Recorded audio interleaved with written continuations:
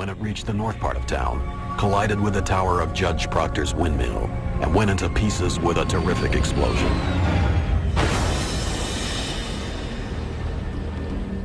Scattering debris over several acres of ground, wrecking the windmill and water tank, and destroying the judge's flower garden.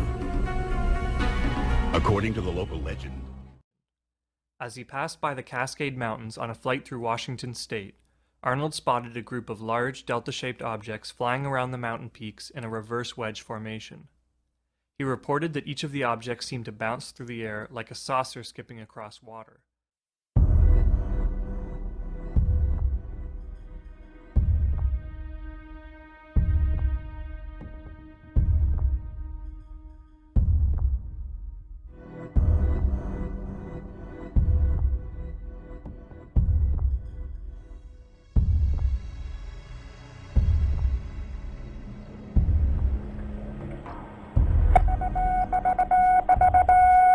Headline edition, July 8, 1947. The Army Air Forces has announced that a flying disc has been found and is now in the possession of the Army. Army officers say the missile, found sometime last week, has been inspected at Roswell, New Mexico, and sent to Wright Field, Ohio, for further inspection. Russia has demanded UN action to get all foreign military personnel out of Greece. For some time now, there has been this video floating around showing things floating around, specifically luminescent orbs and generally above the U.S. Capitol. This is reported by many sites and YouTube channels to be an authentic film from 1952, taken during the UFO scare in July of that year. Now, I have several issues with this video. First of all, it has been and is still being posted online as original footage from 1952. It is this one claim that places this in the category of real evidence for alien visitation. If it were not for this being believed to be from July of 1952. Look at it. It's Barney Hill would later make sketches to illustrate his story. It's very big, and it's not that far. And I can see it tilted toward me. Tilted? What does it look like now when you say tilted? Did you see wings? Looks like a big pancake with windows. ¿Cuál es la verdad acerca de este extraño objeto metálico que los testigos dicen se estrelló en los bosques cercanos a Kingsburg? ¿Por qué algunos dicen que se les ordenó guardar silencio acerca de lo ocurrido? ¿Fue porque tropezaron con algún proyecto ultra secreto del gobierno? ¿O porque vieron un objeto que probaba la existencia de vida inteligente en otros planetas? Para saber la verdad tenemos que regresar a aquella tarde de diciembre de 1965. Eran aproximadamente las 4:47 de la tarde cuando un objeto hizo impacto en los bosques de Kingsburg. Hay gran cantidad de residentes locales alrededor de Kingsburg que vieron caer el objeto en el área boscosa. Aunque ninguna de estas personas reportó ningún tipo de sonido de impacto, casi momentáneamente se presentó una columna de humo azul que se elevaba desde el bosque. Según los testigos, los residentes de Kingsburg se dirigieron rápidamente al lugar donde en ese momento veían que salía humo. Allí descubrieron un objeto metálico parcialmente quemado en el fondo de un barranco y que continuaba saliendo humo desde su largo descenso a través de la atmósfera de la Tierra. El residente de Kingsburg, Jim Romansky, dice que él fue uno de los primeros en localizar el artefacto en el fondo de un barranco. Ahí estaba ese gran objeto metálico enfrente de mí. Yo lo describí como una gran bellota. La razón por la que dije bellota es porque alrededor del fondo de este objeto había un parachoques que rodeaba completamente a esta cosa. Era dentado y poseía un color muy característico. Era como de color bronce o cobre, similar al aluminio. Era un color difícil de describir. Luego, de acuerdo a Romansky y otros testigos, llegaron los soldados del ejército de Estados Unidos con camiones y equipo pesado. Llegaron, estábamos bajo ley marcial, había camiones y camperos por todas partes. 3 humanoid creatures emerged from the craft, taking at least one of the men aboard.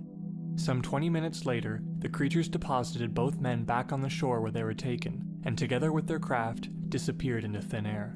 In the following weeks, the men underwent a series of investigations from police and UFO investigators, all of which served to confirm their story. The subsequent media coverage propelled the UFO issue onto the front pages and popularized the previously unexplored phenomenon of alien abduction. Y dicen que al llegar ahí pues no solo encontraron el avión, sino también un disco y también algunos cuerpos que no parecían humanos. El gobierno mexicano levanta este disco en un camión, pero para esto los Estados Unidos ya lo estaban monitoreando con satélites espías. Es cuando intervienen los Estados Unidos sin permiso del gobierno mexicano. Pero cuando llegan, todos los militares mexicanos están muertos.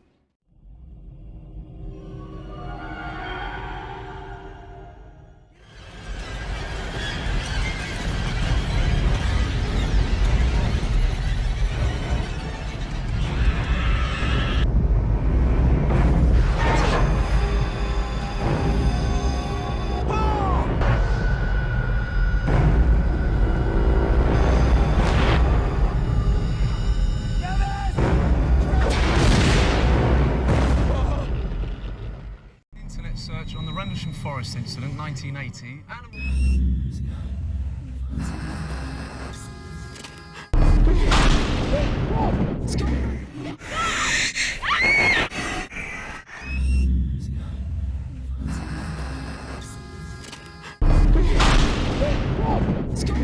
Pan Airlines was flying over Alaska en route to Narita, Tokyo. The pilot was Captain Kenju Terauchi, an ex-fighter pilot with more than 10,000 hours of flying experience.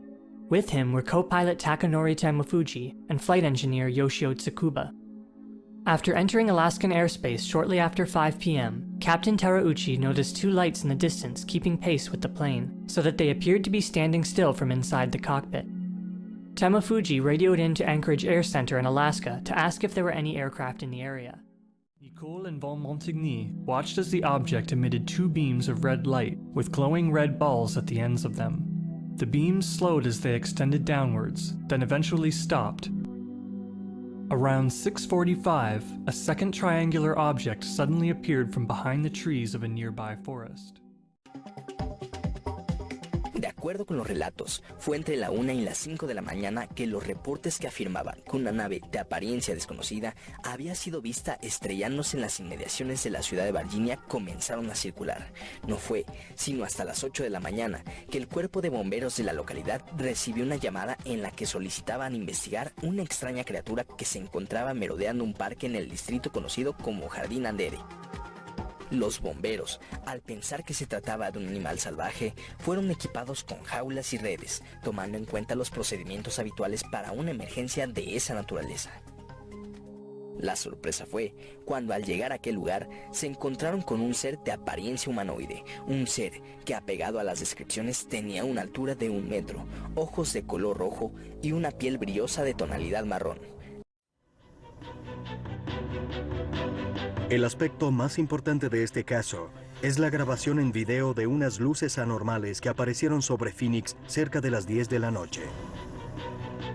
De acuerdo con los testigos presenciales, las luces que fueron vistas eran de color rojo o anaranjado y parecían titilar.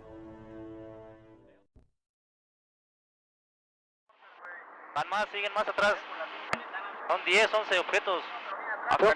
Son muchos objetos. Afirmativo. Ahí van. Va, uno. Y ahí van los atrás. Siguientes.